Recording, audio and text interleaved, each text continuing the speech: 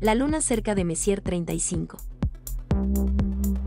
Una vez que el cielo se haya oscurecido después de la puesta del sol, el sábado 17 de abril, dirija sus binoculares a la luna creciente y busque un grupo denso de estrellas tenues que se localizan justo al sur de la luna.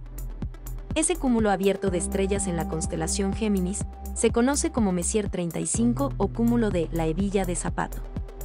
Una línea curva de estrellas brillantes llamadas Tehat, Propus y Uno Geminorum, que forman el pie de Castor, puede ayudarlo a encontrar a M35 en una noche sin luna.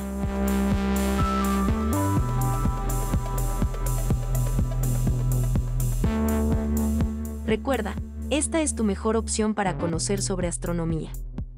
Suscríbete, danos un like y activa la campanita y no te pierdas los futuros eventos que suceden en el cielo.